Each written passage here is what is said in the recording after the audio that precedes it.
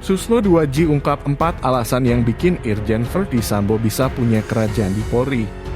Berikut ini pembahasannya tentang Susno 2J ungkap 4 alasan yang bikin Irjen Verdi Sambo bisa punya kerajaan di Polri.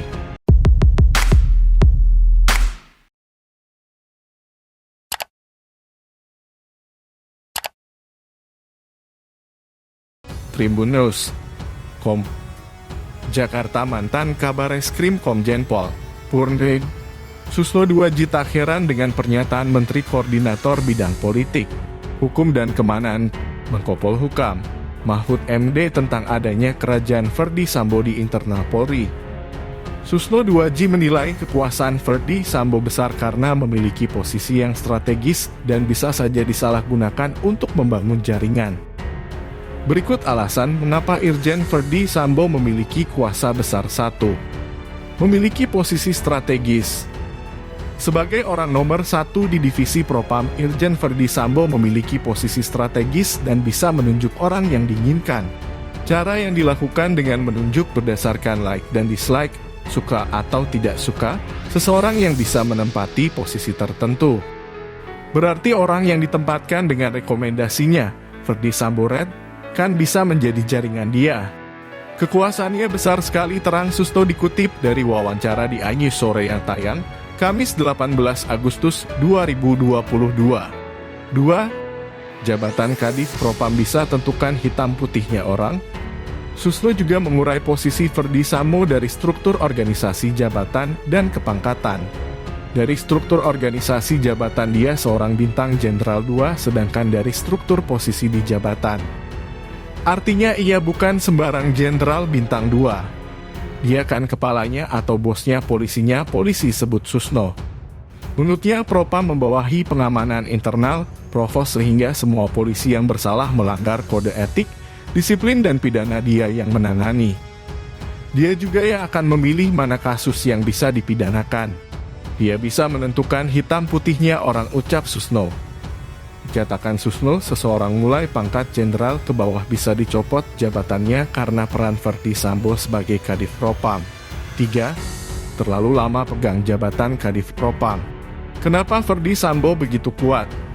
Menurut Susno, selain karena posisinya, faktor lain karena dia cukup lama memegang jabatan itu sehingga sangat mungkin membuat jaringan. Orang lama satu jabatan, dia bisa mengatur mengusulnya si A di sini, si B di sini. Dia bisa kuat karena jaringannya bisa di mana-mana, katanya. Diketahui Irjen Verdi Sambo dimutasi dari Direktur Tindak Pidana Umum Bareskrim Polri menjadi Kadif Propam melalui dalam surat telegram nomor ST-32-XI-KEP-2020 tanggal 16 November 2020 tentang pemberhentian dan pengangkatan dari dan dalam jabatan di lingkungan Polri. Verdi otomatis mendapat tambahan 1 bintang di pundaknya menjadi Inspektur Jenderal. Dalam telegram tersebut ditekan asisten SDM Polri saat itu, Irjen Sutrisno Yudi Hermawan. Verdi resmi menggantikan Irjen Ignatius Sigit Udiatmono yang meninggal dunia akibat penyakit komunikasi.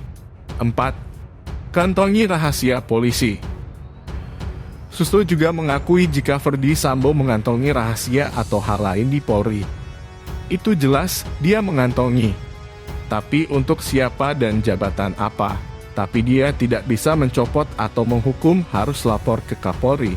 Tergantung Kapolri percaya atau tidak sama laporannya. Di cross check atau tidak laporannya, tukasnya. Dihalang-halangi orang dekat Verdi Sambo. Koordinator Politik Hukum dan Keamanan, Menko Polhukam, Bang Mahfud MD mengatakan, penanganan kasus pembunuhan Brigadir Nofriansyah Yosua Huta Barat alias Brigadir J dihalang-halangi orang-orang terdekat Irjen Pol Verdi Sambo. Hingga Kapolri Listio Sigit Prabowo pun juga merasa kesulitan mengungkap kasus ini.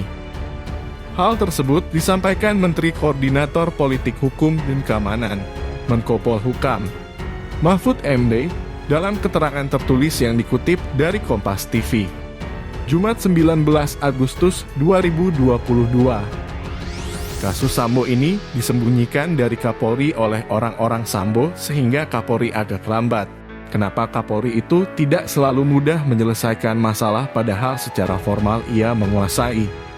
Tapi ada kelompok-kelompok yang menghalangi termasuk kasus ini kan, kata Mahfud MD.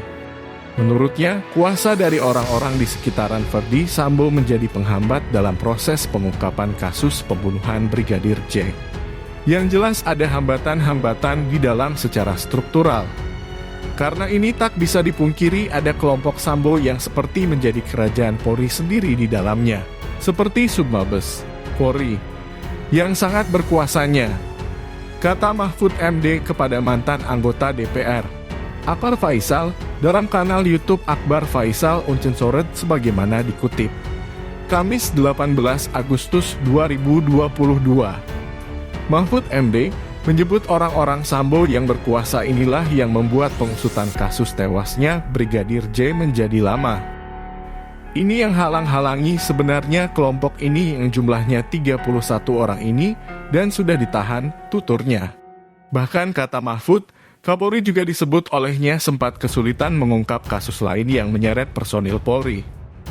Ia mengungkapkan hal seperti ini dapat terjadi lantaran adanya kelompok-kelompok punya kuasa.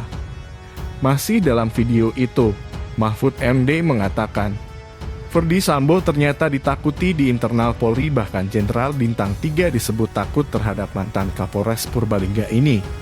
Saya juga dengar pada takutkan dengan Sambo, bahkan Bintang 3 pun enggak bisa lebih tinggi dari dia, meskipun secara struktural iya, ujarnya. Pengakuan Ferdy Sambo, Komisi Nasional Hak Asasi Manusia, Komnas HAM, belak-belakan tentang isi pemeriksaan kasus Ferdy Sambo. Ketua Komnas HAM, Ahmad Taufan Damanik menjelaskan jika Ferdy Sambo mengakui menjadi otak pembunuhan Brigadir Nofriansyah Yosua Huta Barat alias Brigadir J. Hal tersebut diungkap Ahmad Taufan Damanik dalam wawancara yang tayang di YouTube Narasi Newsroom pada 18 Agustus 2022.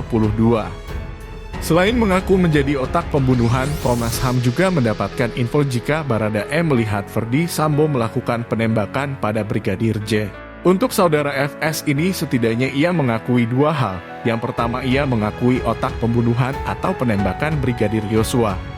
Kedua, dia mengakui dia otak yang merancang obstruction of justice dengan misalnya mengubah TKP, menghilangkan beberapa barang bukti seperti decoder CCTV.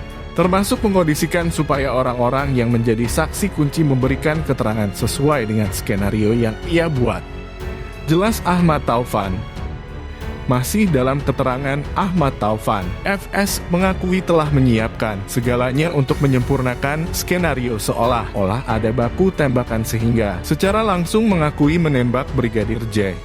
Dia tidak secara terbuka mengakui itu menembak Brigadir J, tapi dia katakan dia yang perintahkan, jelas Ahmad Taufan. Namun saat Komnas HAM memeriksa, Baradae mendapat informasi jika dirinya melihat Ferdy Sambo ikut menembak Brigadir J.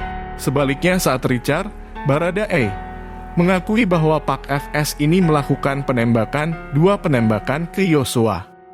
Kemudian setelah itu dia, FS, memanggil KM, RR, dan Richard itu untuk dia kasih arahan bahwa kalian harus melakukan ini dan ini, lanjut Ahmad.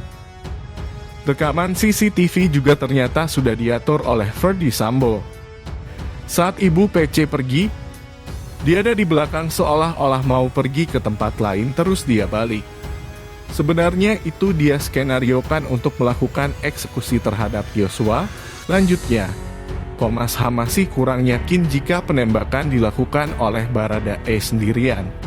Pasalnya, Komnas HAM menemukan ada luka peluru yang datang dari arah berbeda. Artinya tidak mungkin orang yang sama berbolak-balik ke tempat lain untuk melakukan penembakan, jelas Ahmad lagi. Ahmad juga merasa ada indikasi peluru yang berbeda. Sangat mungkin terjadi dilakukan lebih dari satu orang, lanjutnya.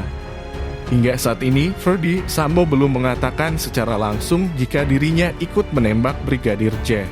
Ferdy Sambo hanya terus terang akan bertanggung jawab atas kematian Brigadir J. Tribun.com/Siti Nurjanah Wulandari.